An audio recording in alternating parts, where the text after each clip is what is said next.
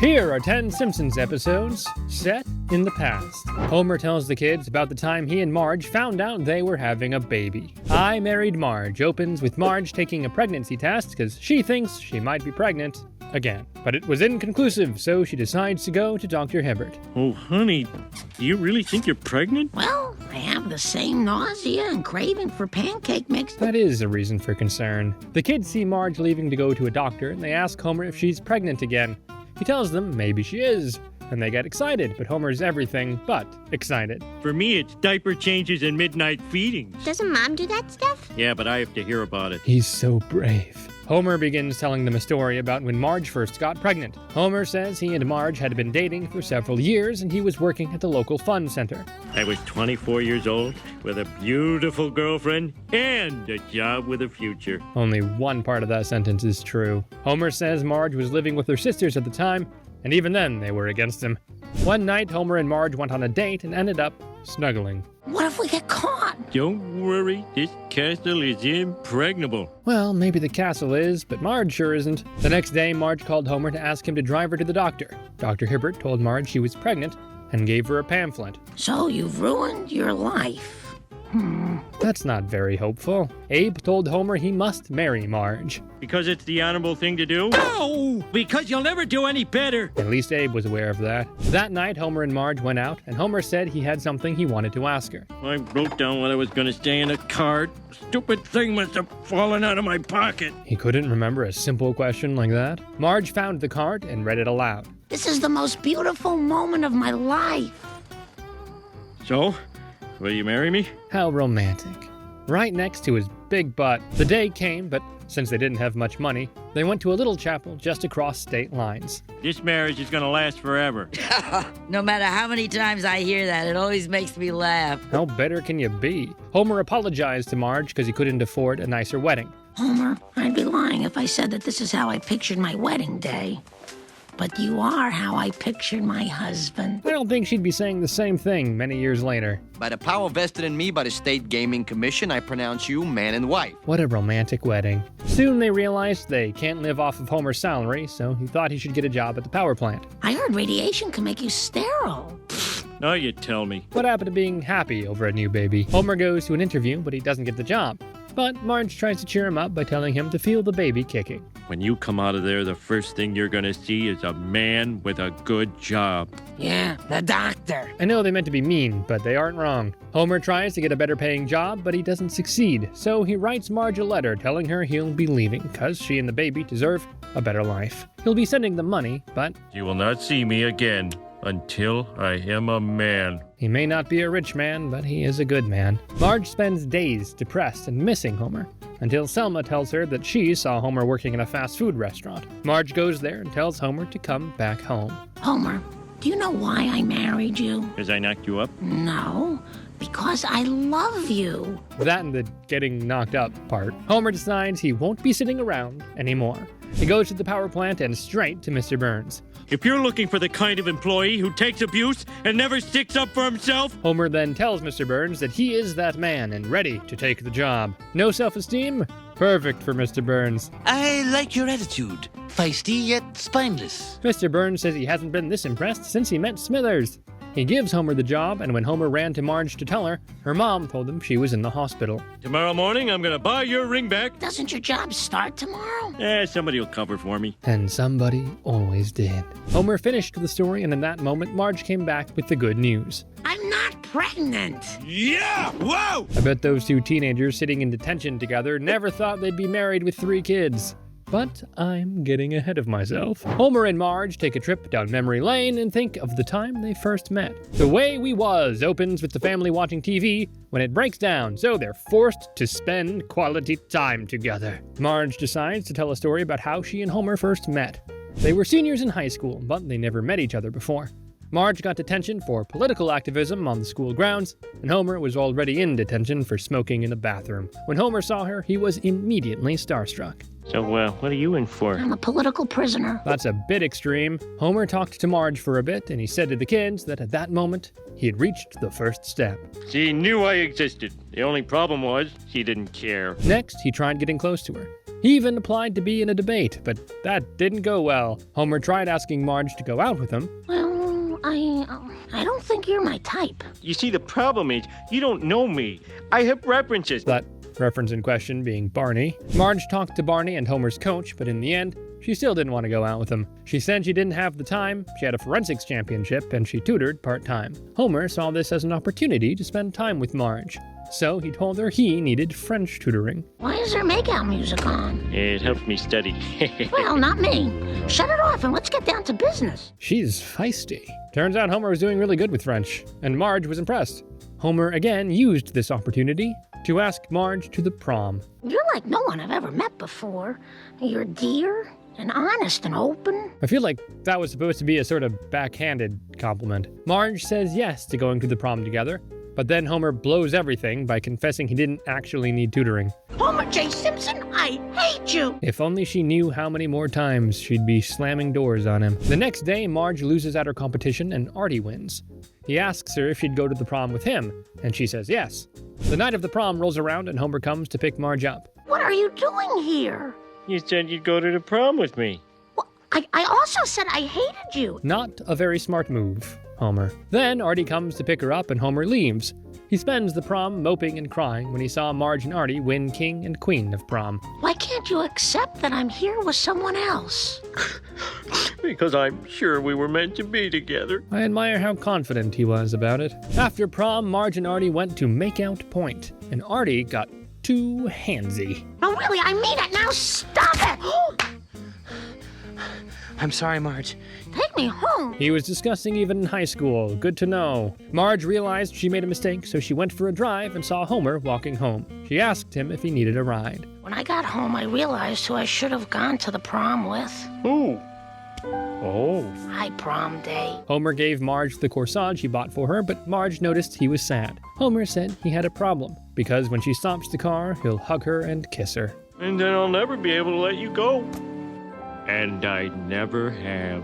But before he had such a strong love for Marge, Homer loved his dog more than anyone. Grandpa lets the kids in on a secret he's been keeping from Homer his whole life. To Cur with Love starts with Homer losing Santa's little helper, and they spend the whole day looking for him. Bart notices that Homer isn't upset about losing the dog, and he accuses him of not loving Santa's little helper. You're the only one who hasn't cried about the dog. Not a crier. What? I've never seen a man cry more than Homer. They hear whimpering coming from the kitchen, and they find Santa's little helper stuck in a cabinet. Your father's an idiot. I believe the word is idiot. Bart tells Homer he never even liked their dog, and Homer says he's not a dog person. Really? What about Bongo?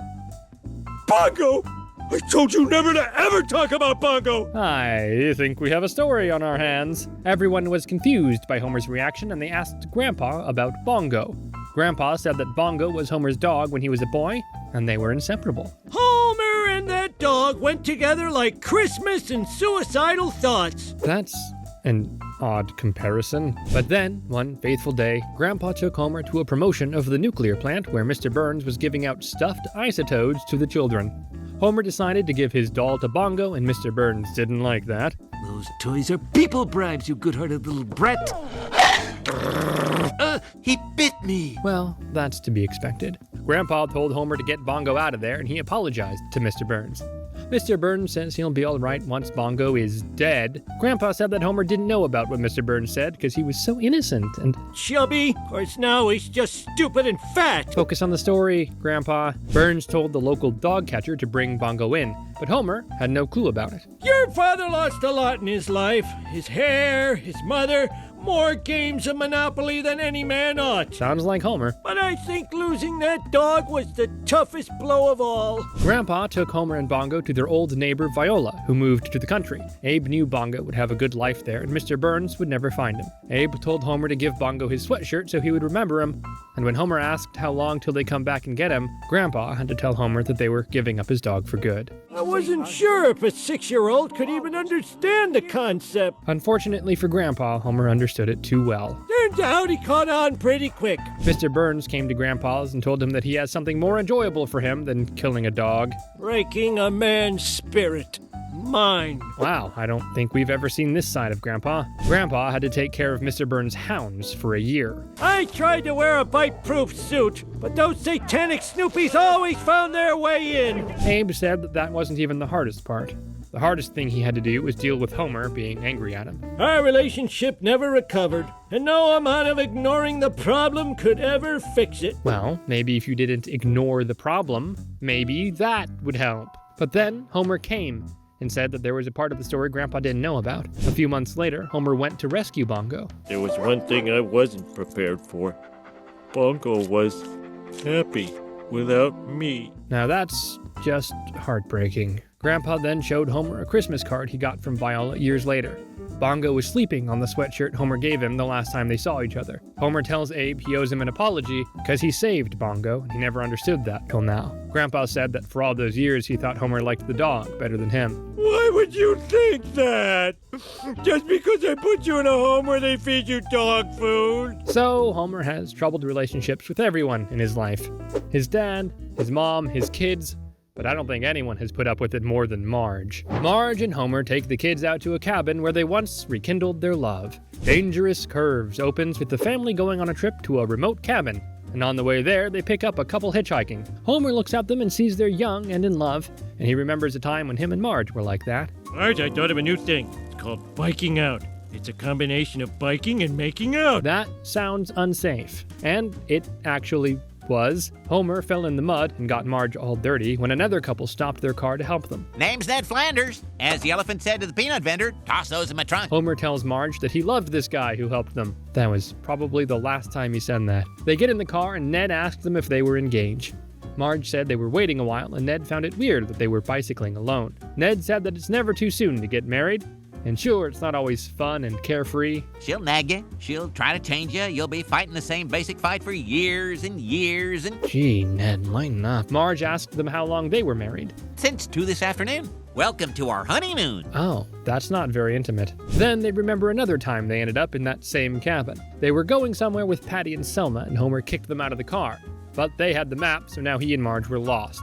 They stopped at someone's house to ask if they could use their phone, and turns out it was a party. The host says they can stay if they like, and Homer meets a woman. My horoscope said I'd meet the man of my dreams tonight. Well, a horoscope would never lie to a pretty girl. Oh, Homer. I wonder how he gets so many women. The woman asks him to limbo, and Marge sees him flirting with her. Marge confronts him and asks him why he's dancing with that strange woman, and Homer replies, She's not strange, she's fun, and she doesn't get jealous when I talk to other women. Marge gets angry and tells Homer to stay with that woman. Troubles in paradise. Marge falls into the pool and everyone starts laughing. Homer Simpson, I wish I'd never met you. Okay, let's not say things we can't take back. Then we get to hear the rest of the first story.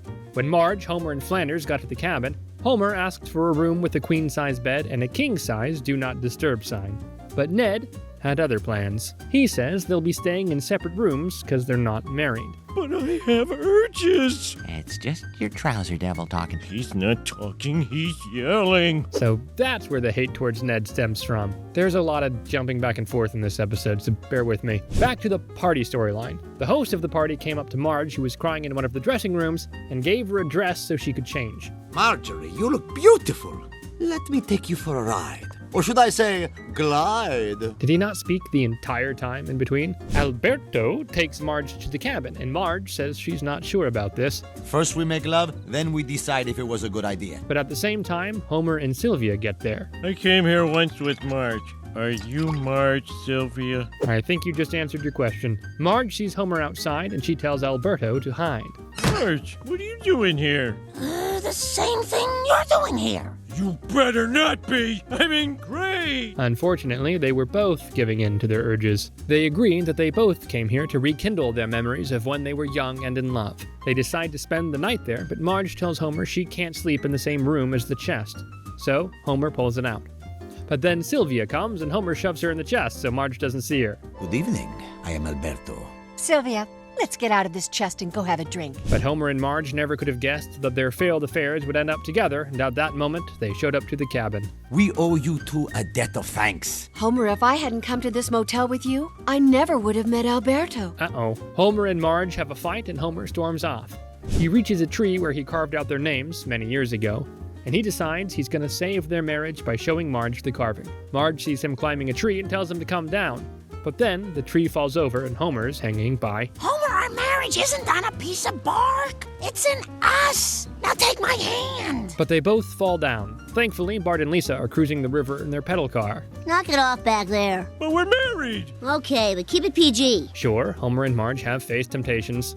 But there's no one who gives into certain temptations more than Abe. Abe tells a story from a time when he was a private detective, and a new old mystery is revealed. Shoddy Heat opens with the family going to visit Grandpa, and he and Homer start fighting when Chief Wiggum comes and says he has a few questions for Grandpa.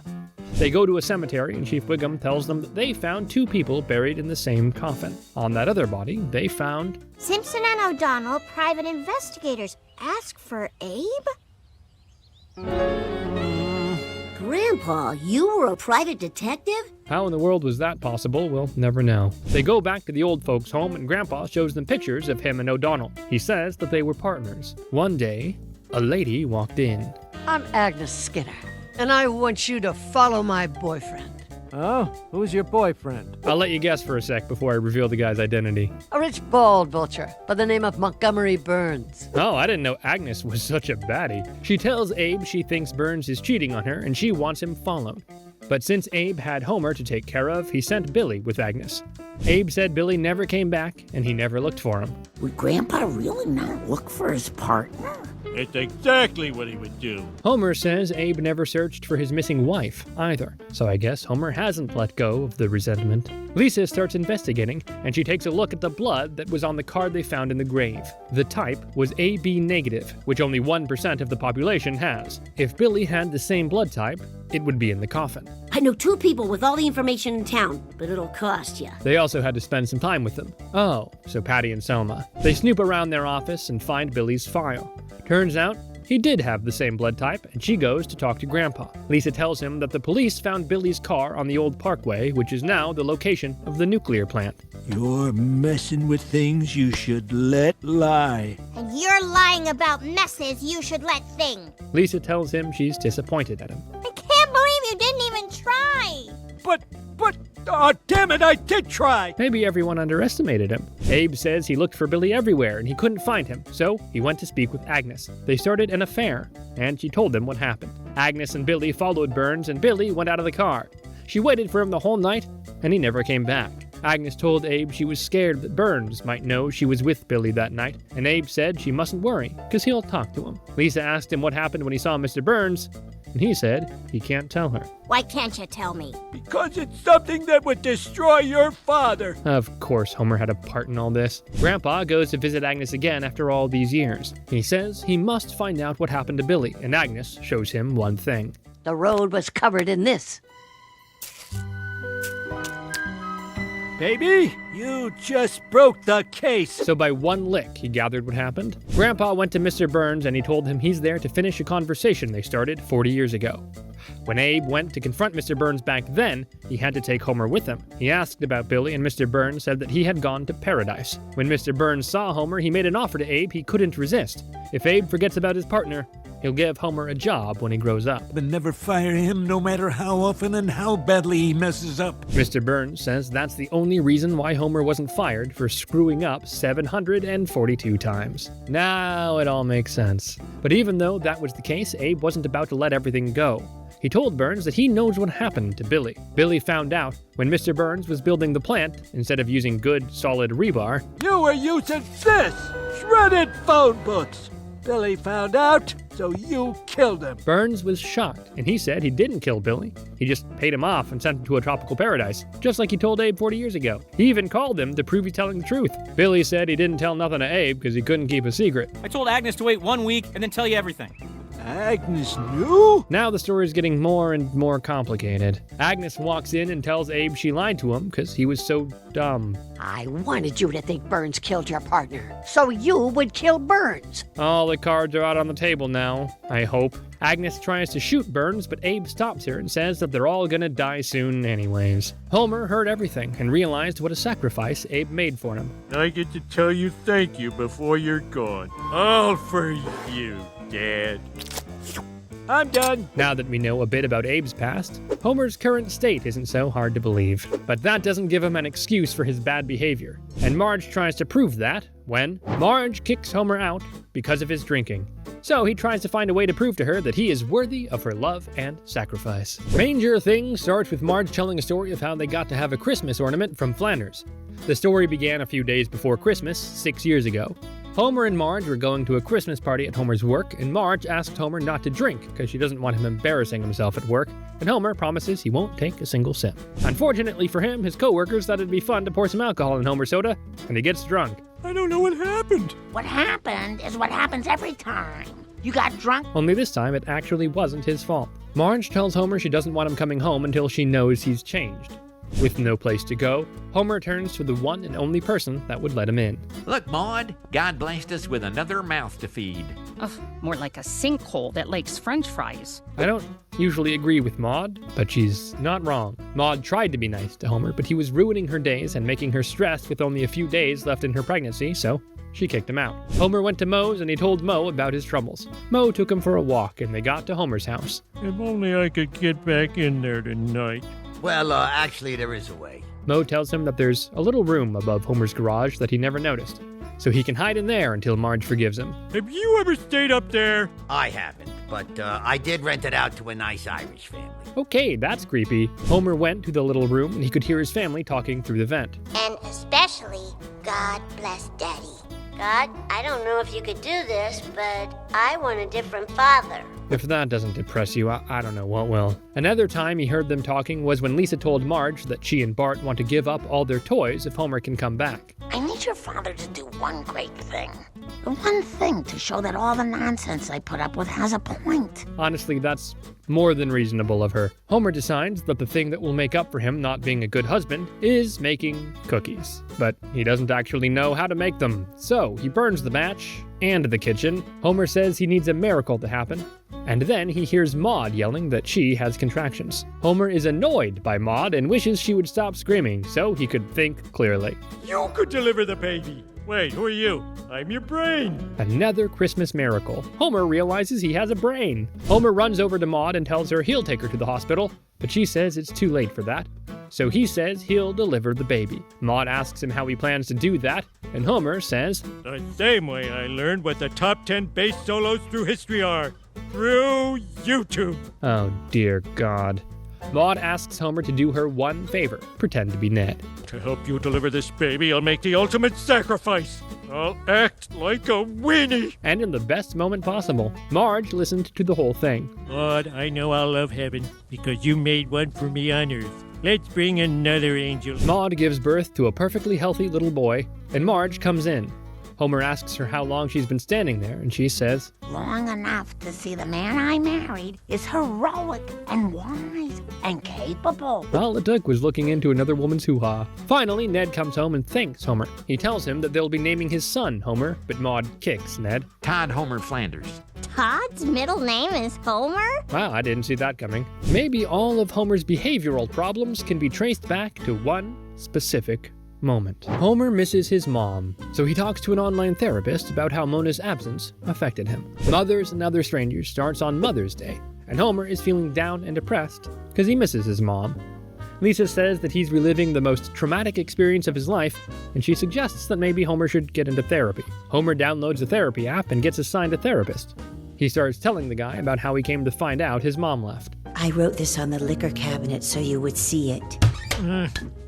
I am wanted by the FBI. Abe's reaction to this was to tell Homer that his mother died. Homer believed that until he turned 16 and got a card in the mail saying, "Happy birthday." She's alive! She's alive! Who's alive? No one. Oh, this one's gonna end badly. Homer gets a different therapist mid-session, and she asks Homer if he was conflicted when he found out his mom was alive. Homer said he confronted Abe about it, and told him he knows he's not telling him everything. Abe told Homer about the FBI looking for his mother, and Homer asked him why he lied. To protect you. Protect me from what? To protect you from a woman who didn't love me enough. That sounds like you were protecting yourself, Abe. Abe realized he was protecting himself from the shame of a wife who left. because he never gave her what she wanted most. Which was to leave me. Homer said that he tried everything to deal with the grief. He went to a guidance counselor, to the church, but nothing helped. So he decided to find her by himself. Only Abe knew he'd try and do that, and he wouldn't let him do it by himself. As they were closing in on Mona, Homer's fears grew. Would she still love me as much as she did when she left me forever? I mean, it's a pretty low bar. They reach a restaurant where Mona was working, and coincidentally enough, she was talking about how she misses him. I don't know if I'll ever... Oh, there he is. Well, that's an underreaction. Mona goes out to run to Homer, but she sees the FBI agents and runs away. Homer and Abe run for her, but Abe gets stuck. He tells Homer to leave him and run after his mother, but Homer won't do it. No, you didn't leave me, Dad. I can't leave you. You came back for me. I guess he doesn't resent him after all. You know, I just realized I could have found her, waited, then gone back for you. Well, you have your intelligence to thank for that. Homer said that it was confusing finding his mom and losing her again. Misery piled on misery. A 7-layer dip of woe. And that's how I met your mother. At least that's a happy ending. But there's one more thing Homer never told anyone. When Bart was born, a doctor came to visit while Marge was sleeping. The doctor said that the baby is very beautiful, which seemed odd to Homer. Don't you see a lot of these?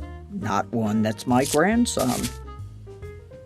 Mom? Well, at least she cared enough to show up for that. Just know, I'm always with you in here.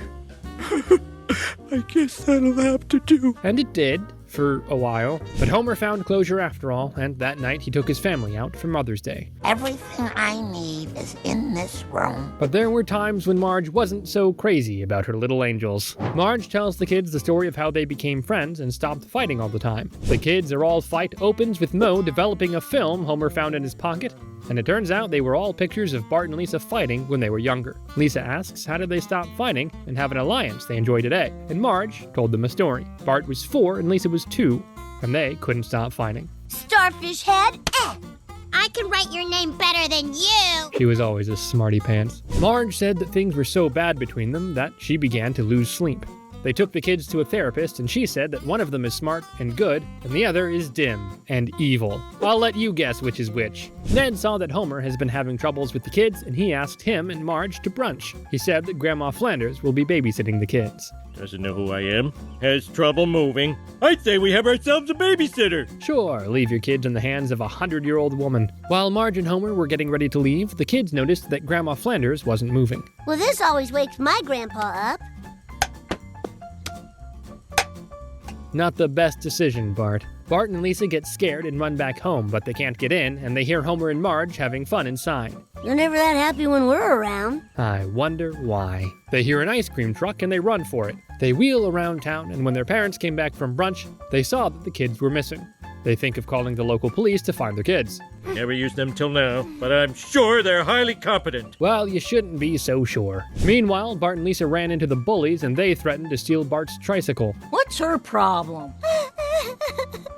Please, don't hurt my brother. I feel like she has a plan. The bullies gave up and left, and Lisa stopped crying. With your smarts and my Barts, we make a good team. What are Barts? You're the smart one. You figure it out. Bart and Lisa roam the city for the whole day, and they go to Grandpa's retirement home. They went to call their parents, but fell asleep. Bart realizes that Lisa should be in charge. Bart tells Lisa that even though she is half his age, she will always be smarter than him. Don't worry, Bart. You'll always think you're in charge, even though I secretly will be. And that's how they came to an alliance they share today. Homer and Marge were still trying to find their children, but with no success. I left my kids with the weirdo next door, and now they're gone. Tell me everything. Homer, no! Oh, too close. Marge says she'd give everything to have her kids back, and she doesn't even care about the fighting. Then they see Bart and Lisa on top of the tire fire. Marge says that they're supposed to find great strength when the kids are threatened. I'm kind of feeling it. We just bought them new shoes. Smart move, Marge. Homer bends the tree and Bart and Lisa grab onto it,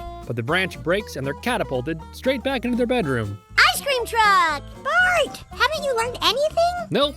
And he never did. 6 years ago they were fighting, now they're playing pool in a bar. Father of the year, pal. But before he was Father of the Year, he was aiming high. Homer and Marge tell the story of their life before they had kids. 3 scenes plus a tag from a marriage starts with the family driving home, and they pass through the neighborhood Homer and Marge used to live in before they had kids. Marge says she wants to see their old apartment and they go to check it out. She introduces herself to the new tenant and the girl says she recognizes her from the mail they still deliver to her. Before Homer and I got married, we had amazing times here. Yeah, right up to the point where they had Bart. We were living the dink life. Dink?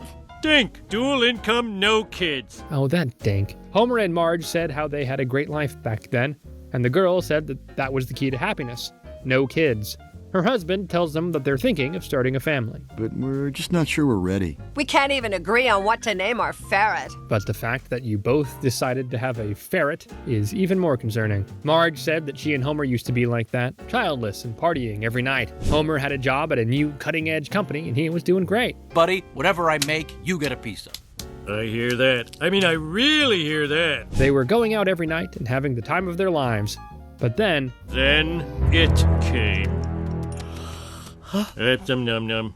Who likes num-num? Now, that's really painting a depressing picture. Soon, Homer and Marge were disinvited from all activities and parties. But to make matters worse, Bart ruined Homer's one shot at success.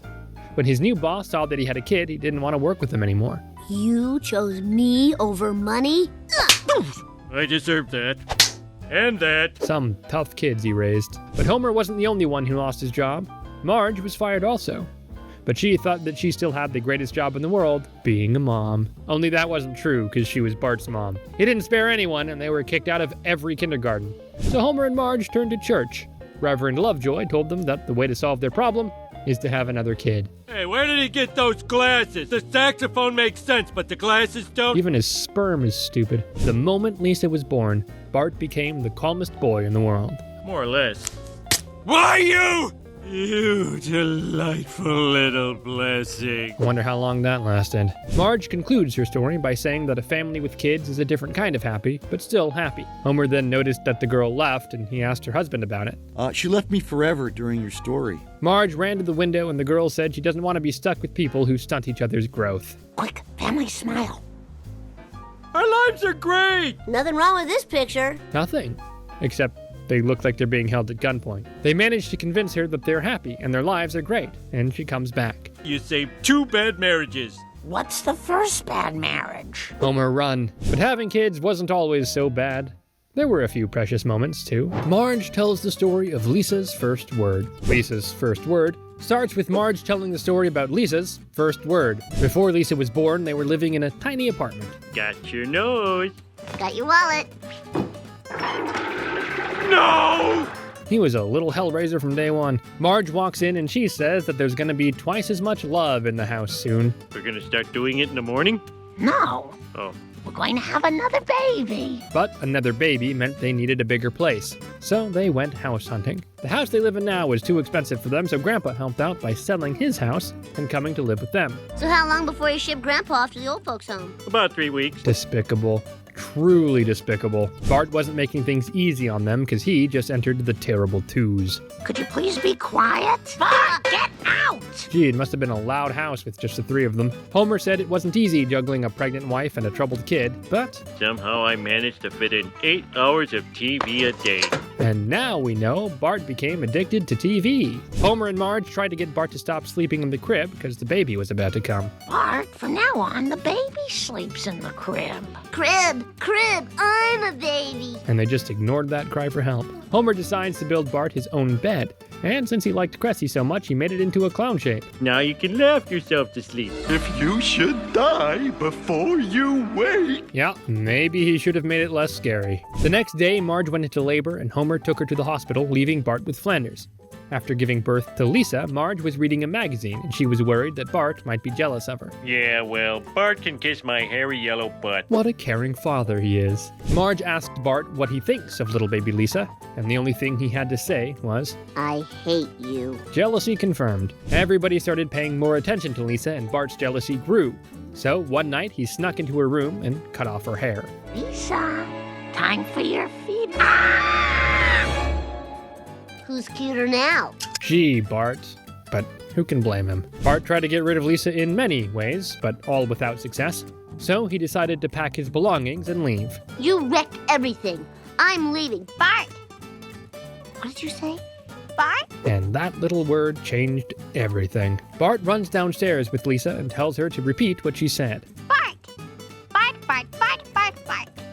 first word. Well, I'm not surprised. Lisa's crazy about you. And to think he wanted to get rid of her. After that, Lisa said a few more words, including Mommy, David Hasselhoff, and... Can you say Daddy? Homer. No, sweetie. Daddy. Homer. Well, Homer, I guess your only living hope is Maggie. The sooner kids talk, the sooner they talk back. I hope you never say a word. Daddy. If you enjoyed this video, make sure to like, subscribe, and let me know your favorite Simpson episode set in the past in the comments below.